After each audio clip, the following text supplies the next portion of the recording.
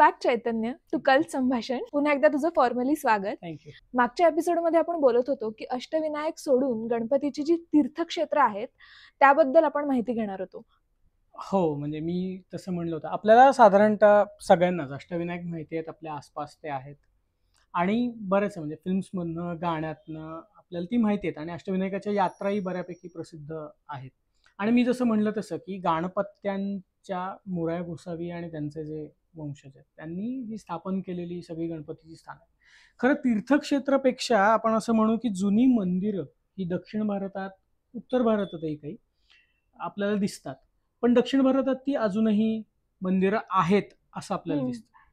तर साधारणतः काशीमध्ये म्हणजे उत्तर भारतातलं जुनं गणपतीचं मंदिर जर आपल्याला बघायचं असेल तर काशीमध्ये, नाहीतर मग नेपाळमध्ये आपल्याला अजूनही काही हेरंबाची मंदिरं दिसतात. जसं मी नेपाळमध्ये हा काय रेफरन्स आहे?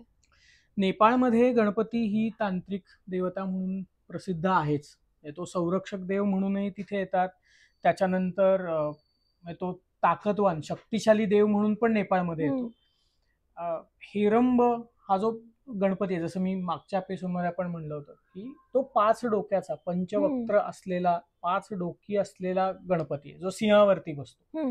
त्यामुळे तो बऱ्यापैकी ताकदवान असलेला असा आहे. म्हणजे खरं तर वाराणसीचा जो हेरंब विनायकाचं मंदिर आहे जे बऱ्यापैकी जुनं म्हणलं जातं आणि इवन गणेश पुराण जे पुराण गणपत्यांचं आहे, जे अर्थात मध्ययुगातलं आहे, पण गणपत्यांचं जे पुराण आहे तर त्याच्यामध्ये एक पंचविनायक नावाचा एक कन्सेप्ट आहे किंवा एक संकल्पना त्यांची आहे की तो 5 मस्तकं असलेला, हत्तीची 5 डोकी असलेला विनायक आहे आणि त्यांनी 3 हत्ती हे त्याच्या सुळ्यांनी उचलून धरले. 5 हत्तीचं डोकं असलेला गणपती जो हेरंब आहे आणि त्यांनी त्याच्या दातांनी ही 3 हत्ती उचलले, तोलून धरलेले. म्हणजे थोडक्यात त्याची ताकद दाखवण्यासाठी. तुला जर माहिती असेल तर आपल्या किल्ल्यांवरती शरभ शिल्प आहेत किंवा ज्याला ती सिंह शिल्प म्हणतात, ज्यांनी हत्ती पायाखाली दाबले, जे सार्वभौमत्व ताकद दाखवण्याचं जे प्रतीक आहे. तसंच इथे दिसतं की तो देव इतका ताकदवान आहे की ज्यांनी 3 हत्ती आपल्या सुळ्यांनी उचलले. आता हत्ती तसं बघायला गेलं तर प्रचंड आकाराचा अवाढव्य प्राणी जो उचलू शकतो, म्हणजे त्याची ताकद किती असेल अशा अर्थी. पण हे रूप दाखवतानाच इंटरेस्टिंग कॉन्सेप्ट अशी आहे की स्वतः हत्तीच्या रूपात असलेला गणपती हत्तींपेक्षाही ताकदवान आहे. हे फार इंटरेस्टिंग, फार वेगळं आहे.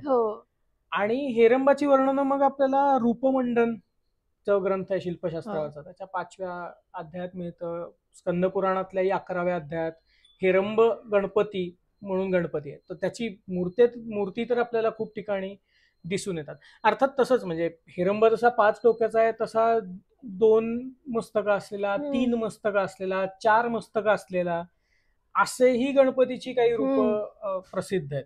म्हणजे आपल्याला गणपती 5 डोक्याचा हेरंब माहितीये, साधा एक गजानन गणपती माहितीये, पण द्विज गणपती म्हणून आहे की जो 2 हत्तीची डोकं असते किंवा 3 डोक्यांचे 4 असं. त्याच्या हातांच्या बरोबरच त्याच्या मस्तकाची रचनाही, मस्तकांच्या हे वेगवेगळे आहेत. पण सर्वोच्च गणपत्यांमधला जो गणपती आहे तो हेरंब या अर्थी.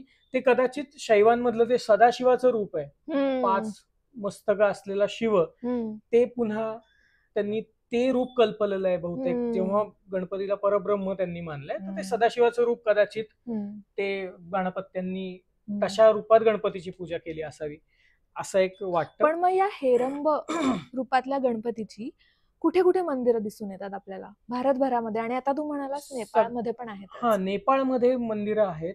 हेरंबाचं सगळ्यात जुनं जे मंदिर आहे ते काशीत हेरंब विनायकाचं मंदिर म्हणूनच आहे, वाराणसी. त्याचा काळ साधारण कुठला असेल?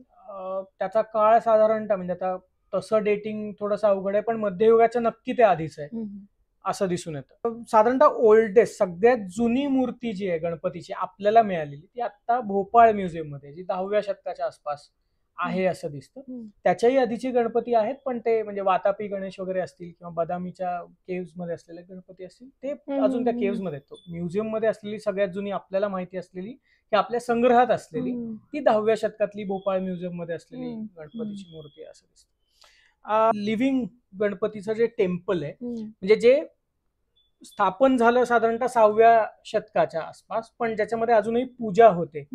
तर असं जे मंदिर आहे ते पेळ्ळियारपट्टी नावाचं एक गाव आहे साऊथ इंडियामध्ये, दक्षिण भारतामध्ये. तर तिथे कार्पक विनायक नावाचं एक मंदिर आहे जे अजूनही 6व्या शतकात स्थापन होऊन पण जे अजूनही चालू असलेलं मंदिर आहे. तर ते मंदिर आपल्याला दिसतं. सिद्धिविनायकाची काही मंदिर आहे, जसं आपण बघितलं उजव्या सोंडेचा गणपती त्याला सिद्धिविनायक म्हणतात, सिद्धी प्राप्त करून घेण्यासाठी केलेलं. तर पांड्यराजांनी काही ती मंदिरं बांधली असं आपल्याला तिथेही दिसून येतं. गणपतीची साधारणतः दक्षिण भारतामध्ये सुरुवातीची ज्या मूर्ती आहेत त्याच्यामध्ये एक सगळ्यात जुना येतो तो म्हणजे बदामीच्या. तू गेलीस कधी बदामीला? नाही. कधी गेलात तर गणपती तिथे बदामीच्या गुंफांमध्ये असलेली जी मूर्ती आहे ती साधारणतः 6वं शतक 7व्या शतकापर्यंतची, ती तशी बघायला गेली तर वन ऑफ द ओल्डेस्ट मूर्ती गणपतीची तिथे असली. त्याच्याबरोबर रावणफाडीला त्याची मूर्ती आहे. गणेशाची जुन्या मूर्ती रावणफाडी सारख्या ठिकाणी पण सापडतात. वातापी गणपती तू जर ऐकलं असेल, ते भजन आहे कर्नाटकी संगीतातलं, वातापी गणपती भजन.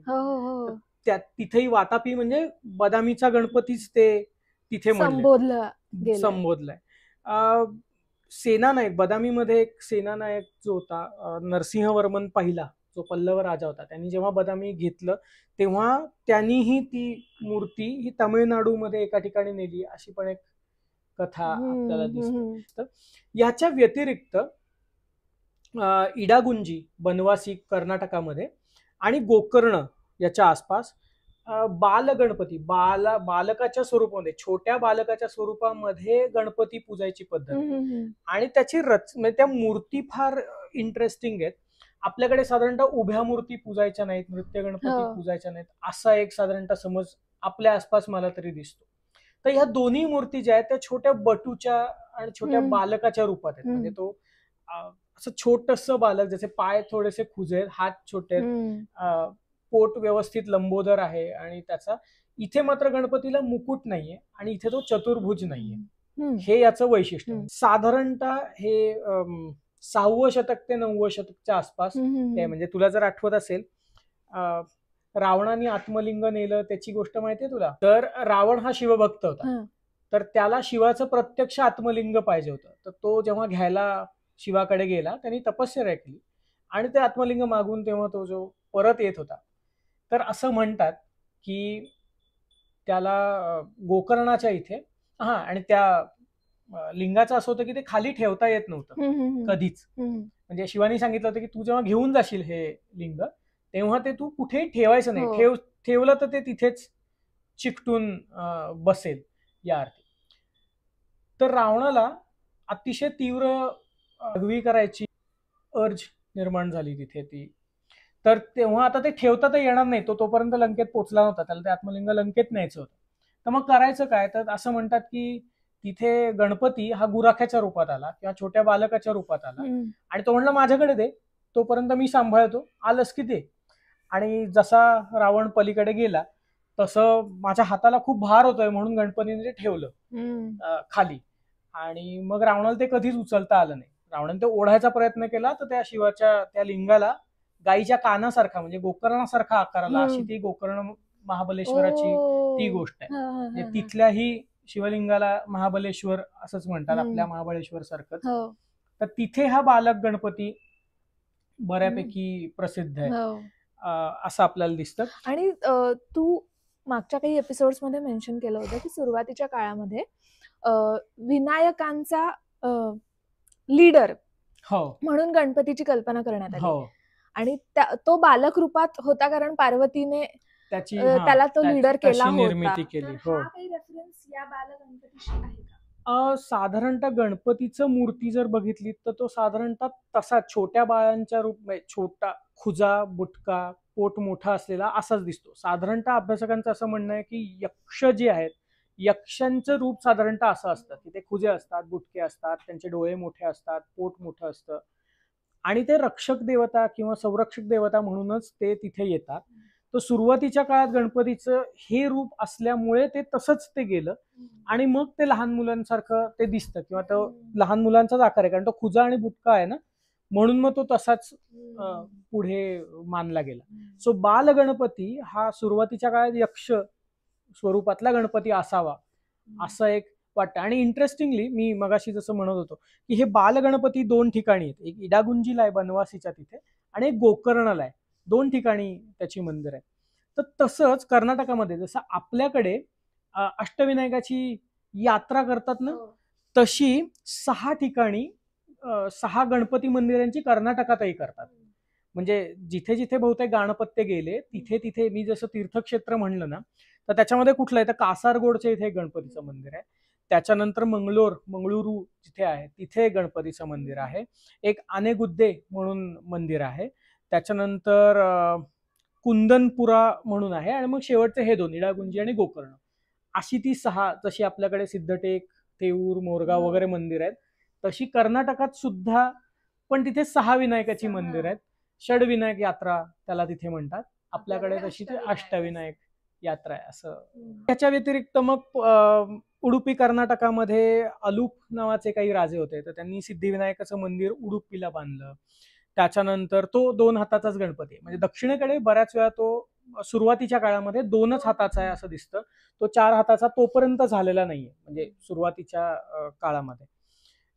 त्याच्यानंतर उच्चीपेळियार कोली नावाचं एक मंदिर आहे, ते तामिळनाडूमध्ये तिरुची मध्ये, तर ते पण एक जुनं मंदिर आहे, म्हणजे ते साधारणतः 7व्या-8व्या शतकातलं असावं असं वाटतं. पल्लव नायक जे मदुराईचे होते त्यांनी बांधलेलं ते मंदिर आहे, का टेकडीवरचं मंदिर आहे ते. आणि अशी तिथे कथा आहे की ती जी मूर्ती आहे ती बिभीषणांनी रामाला गिफ्ट म्हणून दिली आणि रामानी तिथे त्याची स्थापना केली. म्हणजे जसं रामेश्वरमची कथा आहे किंवा इकडे गुरुवायूरची कथा आहे किंवा श्रीरंगमची जशी कथा आहे की श्रीरंगमचा जो विष्णू आहे तो रामाने बिभीषणाला भेट दिला, तसंच इथे बिभीषणांनी रामाला गणपतीची मूर्ती दिली आणि त्यांनी तिथे त्याची स्थापना केली. अशी एक साधारणतः गणपतीच्या त्या ह्याची आहे. आणि मग ह्याच्या व्यतिरिक्त काणीपाकम जे आहे तिथे वरसिद्धी विनायक म्हणून आहे, किंवा मग कुलोत्तुंग चोलानी विजयनगर एम्पायर जेव्हा विजयनगरचं साम्राज्य जेव्हा घेतलं 1336 मध्ये, तर तेव्हा त्यांनी काही तिथे गोष्टी वाढवल्या. केरळमध्ये मधुर किंवा महागणपती म्हणून मधुर नावाचं गाव आहे, तिथे जुनं मंदिर आहे. कुंभालामध्ये मंदिर आहे. सो गणपतीची मंदिरं तशी बघायला गेली तर अष्टविनायकांपेक्षा खूप जुनी आहेत. बरीचशी ती दक्षिण भारतात अजून शिल्लक आहेत, उत्तर भारतातली तशी अजून मंदिरं शिल्लक नाहीत.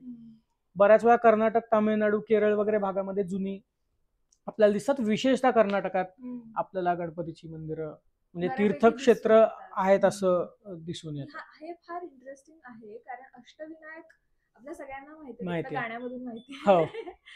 पण कर्नाटकामधला हा रेफरन्स नाहीये, की बऱ्याच जणांना माहित नाहीये. म्हणजे कर्नाटकामध्ये किंवा तामिळनाडूमध्ये शैव आणि वैष्णव हे 2 संप्रदाय जे आहेत ते खूप मोठे आहेत.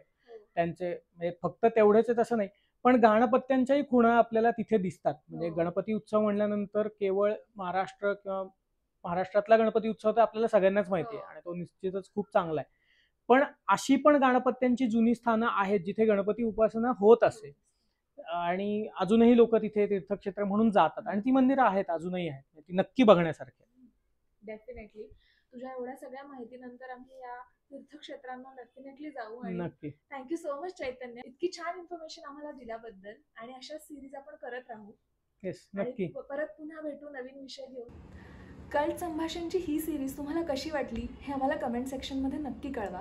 तुम्हाला काही असे नवीन विषय ऐकायचे असतील, त्याबद्दल माहिती करून घ्यायची असेल तर तेही आम्हाला कमेंट सेक्शनमध्ये डेफिनेटली कळवा.